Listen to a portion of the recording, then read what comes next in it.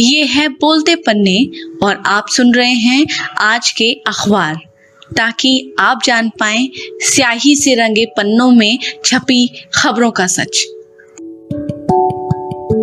नमस्कार, मैं हूं शिवांगी। आप सुन रहे हैं आज के अखबार और हम बात कर रहे हैं 6 सितंबर की प्रमुख खबरों के बारे में। ये खबरें थीं कि पैरालंपिक का 19 मेडल के साथ समापन हुआ है, जो बहुत ही शानदार प्रदर्शन है भारतीय पैरालंपिक यानी विशेष खिलाड़ियों की टीम का अब तक के इतिहास में। इसके अलावा एक अन्य प्रमुख खबर थी 5 सितंबर को हुई किसान महापंचायत। मुजफ्फरनगर में ये पंचायत हुई और जिसमें किसानों ने आह्वान किया कि भाजपा को अब वोट की चोट देनी होगी, जो 2022 में विधानसभा चुनाव होने जा रहे हैं। तो ये एक बड़ी चुनौती भाजपा के लिए बन जाएंगे किसान। कृषि संगठनों की ये पकड़ अगर किसानों पर बनी रहती है तो भाजपा के लिए ये बड़ी चुनौती बन जाएगा।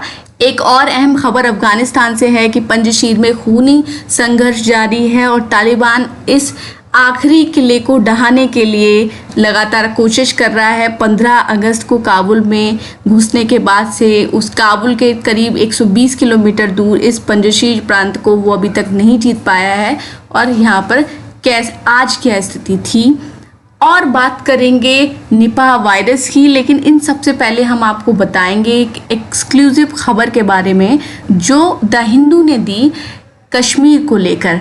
जम्मू कश्मीर पुलिस के हवाले से द हिंदू ने खबर दी है कि इस समय यहाँ पर 40 से 50 विदेशी मिलिटेंट हैं, जबकि लोकल मिलिटेंट की संख्या मात्र 11 है इस समय। और इनमें भी ख़ास बात यह है कि पहले साउथ कश्मीर इलाके में जो आतंकवाद का गढ़ माना जाता है साउथ कश्मीर, वहाँ पर सबसे ज़्यादा आतंकवादी गतिविधियाँ होती थी और वहाँ से वो सारी चीज़ों को ऑपरेट करते थे।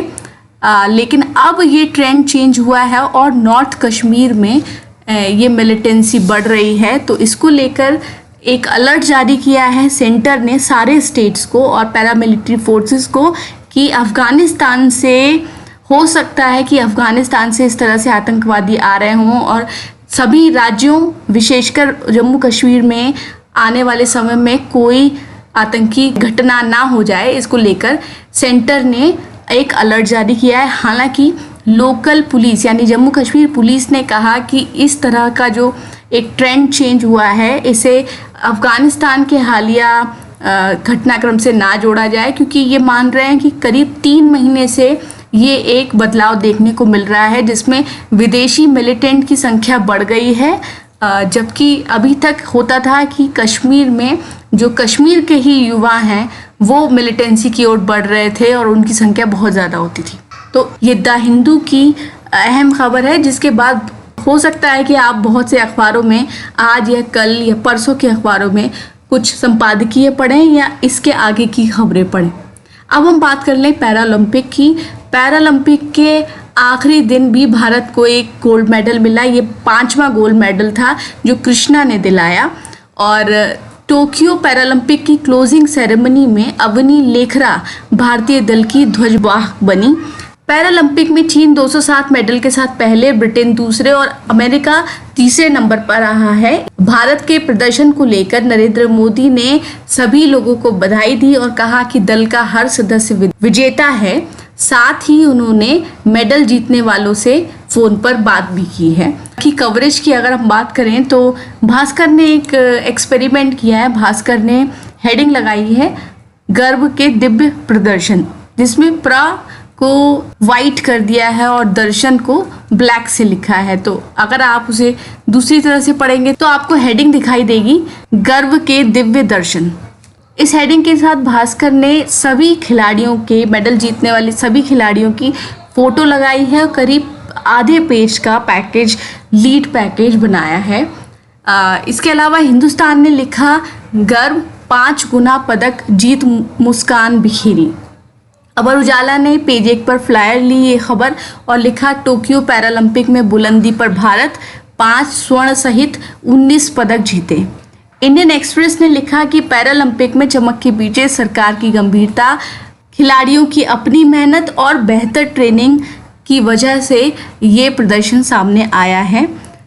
अब हम बात करें अगर किसान पंचायत की, तो किसान पंचायत में राकेश टिकैत ने कहा कि गन्ने का दाम 450 रुपये कुंटल होना चाहिए। 1 जुलाई से हमें फसलों का दोगुना दाम मिलना चाहिए, इस बात की उन्होंने मांग उठाई है।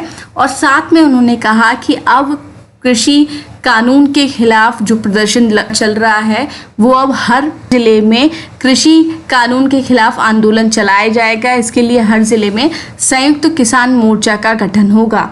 अब अगर बात कर लें किसान आंदोलन को लेकर कवरेज की, तो आज दैनिक भास्कर पढ़कर लगता ही नहीं है कि उत्तर प्रदेश में इतनी बड़ी किसान पंचायत हुई थी। भास्कर ने इस खबर को अंदर के पन्ने पर 3 कॉलम में निपटा दिया है। हालांकि इसके साथ ही उन्होंने एक खबर ज़रूर लगाई है जो पढ़ने लायक है।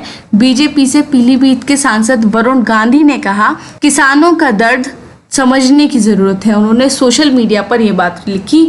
हिंदुस्तान, एनबीटी, अमर उजाला ने इस खबर को पेज 1 की लीड बनाया है और एक विशेष पेज अंदर लिया है। अमर उजाला की लीड है, किसान पंचायत यूपी उत्तराखंड में भाजपा को वोट की चोट देने की तैयारी।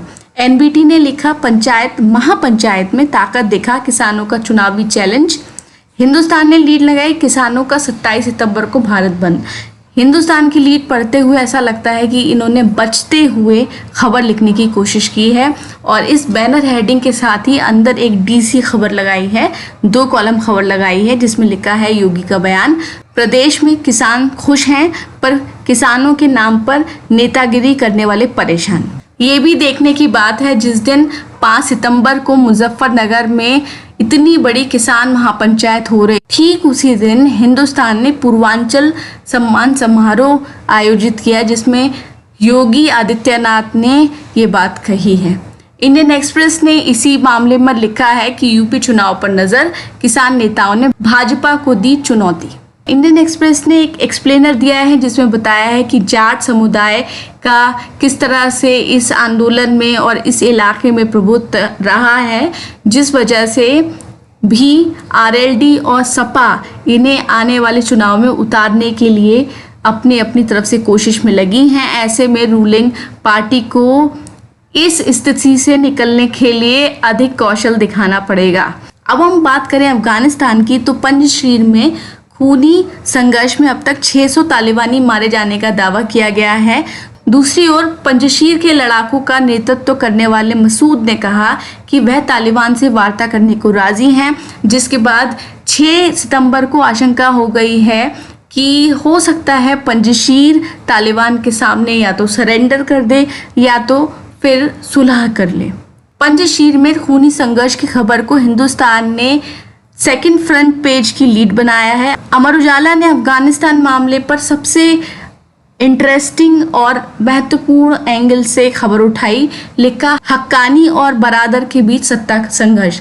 हक्कानी नेटवर्क और बरादर जो है वो तालिबान का सह संस्थापक है, जबकि हक्कानी नेटवर्क अलग आतंकवादी गुट है जिसे इस समय तालिबान ने वहां की सरकार बनाने की जिम्मेदारी सौंप रखी है। अब इन दोनों गुटों हक्कानी के बीच और बरादर के बीच सत्ता संघर्ष चल रहा है। एक दिन पहले ही खबर आई कि बरादर को तालिबान अपनी सरकार में प्रमुख बनाएगा। अब हक्कानी नेटवर्क का कहना है कि ये जगह उसे मिलनी चाहिए। तो दोनों के बीच सत्ता संघर्ष हुआ जिसमें बरादर घायल हो गया, ये भी खबर है, और इस समय उसका इलाज पाकिस्तान में चल रहा है। इस तरह के भी दावे हैं। साथ में काबुल में घरेलू उड़ानें शुरू कर दी गई हैं, ये भी खबर अमर उजाला ने दी है। अब हम बात कर लें निपा वायरस की। कोरोना वायरस के दौर में केरल में निपा वायरस ने दस्तक दी है, जिसने दहशत मचा दी और केंद्र सरकार ने इस मामले में जांच के लिए एक विशेष टीम केरल भेजी है। ये खबर आज सभी अखबारों ने लगभग पहले पन्ने पर ली है। ये एक तरह का इन्फेक्शन है जो सांस से जुड़ा हुआ है और ये जानलेवा है, क्योंकि अभी तक इसकी कोई वैक्सीन नहीं बनी है और इसका असर दिमाग पर भी होता है। 5 से 14 दिन तक इसकी चपेट में आने के बाद यह वायरस 3 से 14 दिन तक तेज बुखार और सिरदर्द की वजह बन सकता है। पहले ये वायरस सूअर के जरिए इंसानों में फैलता था, अब इसका स्रोत चमगादड़ है। तो ये थी प्रमुख खबरें। बहुत बहुत शुक्रिया।